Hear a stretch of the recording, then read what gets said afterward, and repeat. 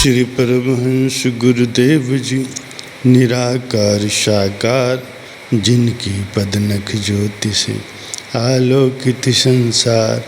परम पुरुष पूर्ण धनी आनंद घन सुख रूप, सर्वारंभ में पूजिए पावन चरण अनूप। सर्वारंभ में पूजिए पावन चरण अनूप। मेरे प्यारे गुरुमुख सज्जनों, जो गुरु का वचन होता है वही सही अर्थों में सच्चा मंत्र है।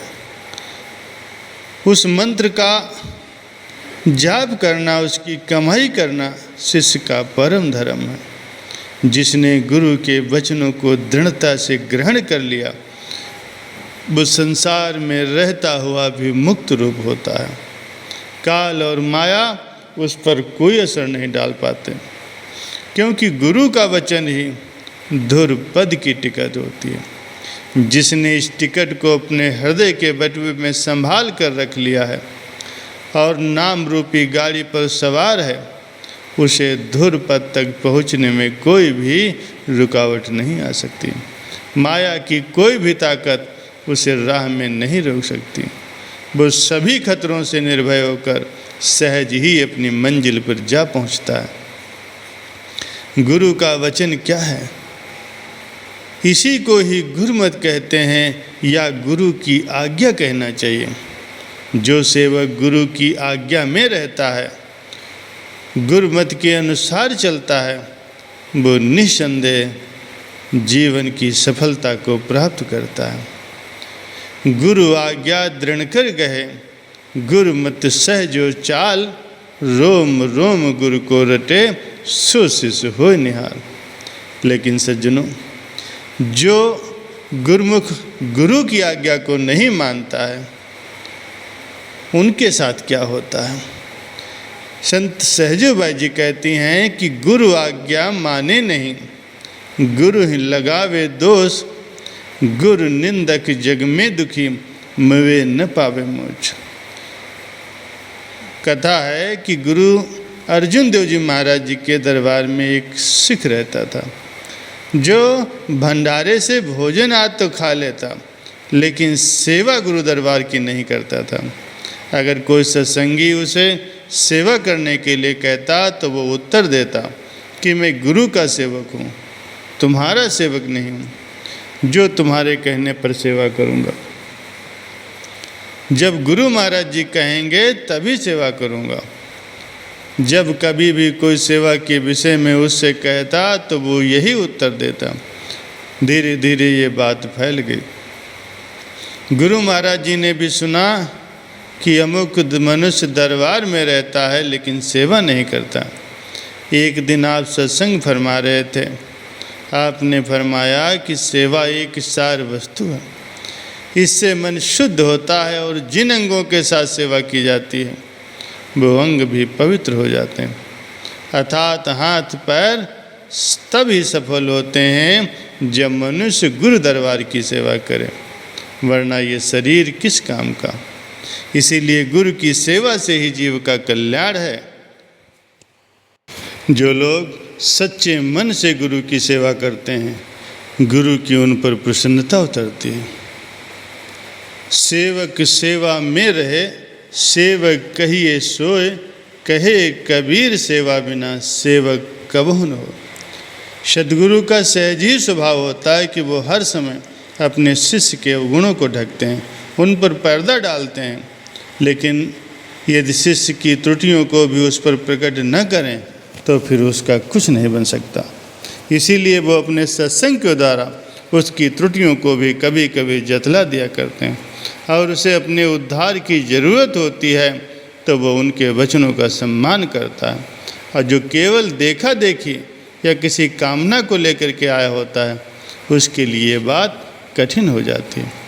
जब गुरु का ये सत्संग उस सिख ने सुना तो उठकर प्रार्थना करने लगा कि कृपा निधान, मैं आपका सेवक हूँ, आपकी आज्ञा पालन करने के लिए हर वक्त तैयार हूँ। आप मुझे ये दरिया में डूबने या आग में जलने का भी हुक्म देंगे तो मैं इनकार नहीं करूँगा, परंतु इन लोगों को कहने से मैं सेवा नहीं कर सकता। गुरु महाराज जी मुस्कुराए और कहा, अच्छा भाई, अगर तू हमारी आज्ञा का पालन करता है तो अगर हम तुझको आग में जलने की आज्ञा देंगे तो क्या तू उसे भी मान लेगा? वो सिख बोला, अवश्य मान लूँगा। कहना सुगम है और करके दिखाना कठिन है। हाँ तो उसने कर ली, लेकिन गुरु के वचनों की पालना भला वो क्या करे? जो गुरुमुख हो, जिसे गुरु के वचनों की कदर हो, लेकिन जिसको गुरु के वचनों की कदर ही नहीं, वो उनकी आज्ञा का पालन भला क्या करेगा? साथ ही जो मनुष्य सेवा करने वाला होता है, उसकी जुबान पर ऐसी बातें भला कब आती हैं? क्योंकि यदि वो सेवक है तो सेवा करना उसका धर्म है, चाहे जिसके हाथ से भी आए। बल्कि भक्ति का तो ये नियम है कि जिसके द्वारा तुम्हें गुरु की सेवा हाथ आए उसका एहसान मानना चाहिए, क्योंकि वो तुम्हें गुरु की सेवा देता है जिसमें तुम्हारा असली कल्याण है। दूसरे ये कि जो शख्स सेवा करने वाला होता है उसे तो कण कण से गुरु का हुक्म मिल रहा होता है। वो हर काम में गुरु का हाथ अपने साथ देखता है और हर बात में गुरु का हुक्म सुनता है। उसे भला रोक ही कौन सकता है? उसे सेवा की कमी ही क्या है? गुरु और शिष्य का आत्मिक संबंध ऐसा होता है कि प्रत्येक व्यक्ति की समझ में आना कठिन है।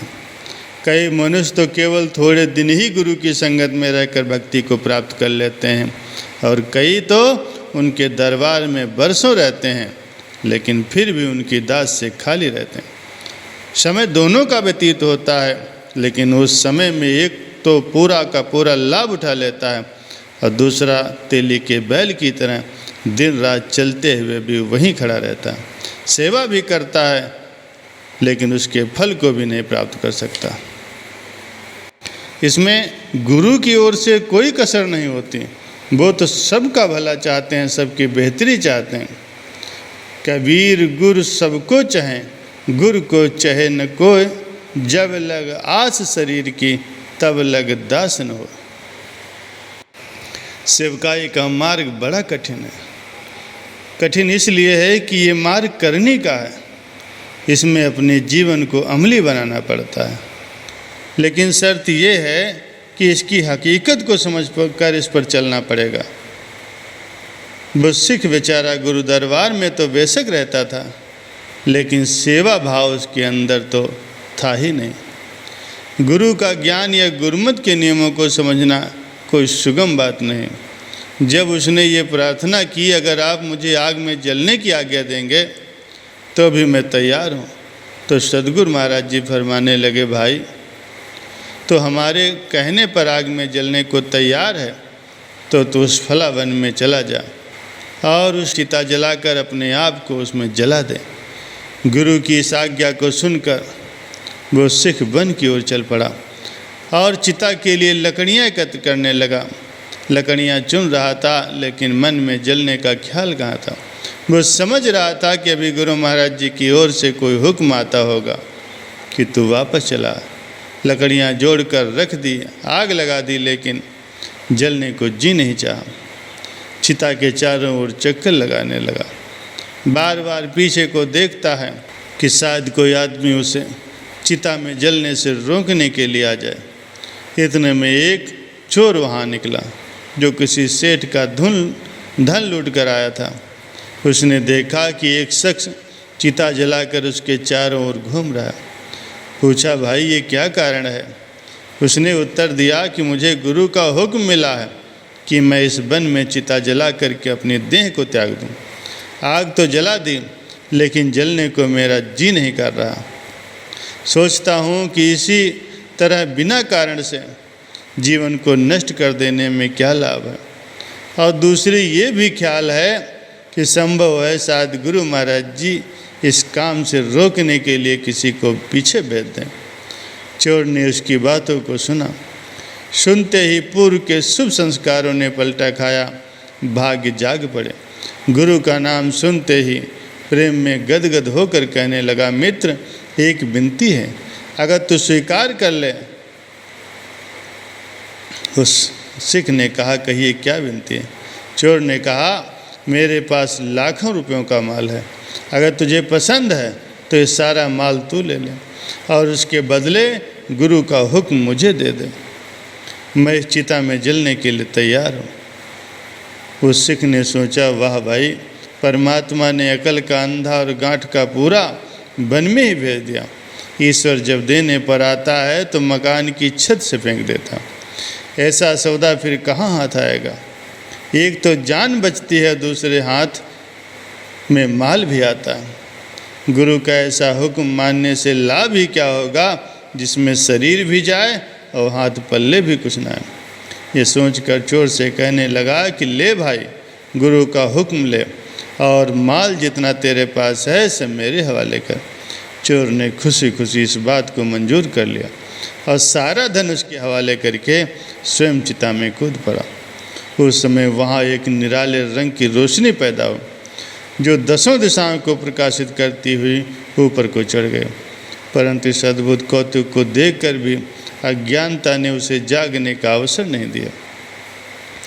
चोर से प्राप्त हुए धन की देखभाल करता हुआ वो सिख उसे गिन ही रहा था कि इतने में माल के खोजी भी पीछे से आ गए। उन्होंने आते ही उसे पकड़ लिया और धनमाल सहित अपने हाकिम के सम्मुख जाकर पेश किया। हाकिम ने पूछा, अरे इस चोरी के बदले तुझे क्या दंड दिया जाए। वो सिख बोला, हजूर, ना तो मैं चोर हूँ और ना ही मैंने किसी की चोरी की। बात असल में ये है कि मुझे गुरु अर्जुन साहब जी का हुक्म मिला था कि मैं वन में चिता जलाकर मर जाऊं। मैंने चिता तो जलाई, लेकिन जलने को मेरा मन नहीं चाहता था। इतने में एक चोर आया, उसने ये धन माल मेरे हवाले किया और उसके बदले गुरु का हुक्म मुझसे लिया और स्वयं चिता में कूद गया। इसलिए जनाब, आपका अपराधी तो वो है जो जल गया, मैं अपराधी नहीं हूँ और ना ही मुझे दंड भुगतने का कोई अधिकार है। हाकिम ने कहा, ये चतुराई तेरी यहाँ काम नहीं देगी। मूर्ख, तो सिर्फ चोर ही नहीं बल्कि गुरु का भी चोर है। पापी, तेरा तो मुख देखना भी धर्म नहीं है। देख, मैं तुझे अभी पाप का दंड देता हूँ। हाकिम ने कहा, यह चतुराई तेरी यहाँ काम नहीं देगी। मूर्ख, तो सिर्फ हमारा ही चोर नहीं बल्कि गुरु का भी चोर है। तेरे जैसे पापी का मुख देखना भी अधर्म है। देख, मैं अभी तुझे इस पाप का दंड कैसे देता हूँ। गुरु के हुक्म से तो तू बच निकला, लेकिन काल के हुक्म से तो बचकर कहाँ जाएगा। ये कहकर सिपाहियों को हुक्म दिया कि कुत्तों से इसका मांस नचवाया जाए, देखें ये कहाँ तक अपनी जान बचाता है। हुक्म मिलते ही सिपाहियों ने उसे कठिन से कठिन सजाएं देनी आरंभ कर दी, जिससे वो बुरी तरह से मारा गया। गुरु का वचन उल्लंघ कर जो सेवक कहीं जाए, जहाँ जाए तहाँ काल है, कहत कबीर समझाए। इस कथा में ये बात विचार करने योग्य है कि गुरु का वचन ही असल है, जो गुरु और शिष्य के बीच भक्ति का संबंध उत्पन्न करता है, जिसके द्वारा शिष्य को भक्ति का धन प्रदान होता है। यदि वचन की पाबंदी नहीं होगी तो गुरु की संगत में रहता हुआ भी शिष्य उनके लाभ से खाली रह जाता है। इसलिए गुरु की आज्ञा अनुसार कर्म करना गुरु भक्त का सबसे प्रथम और उत्तम धर्म है।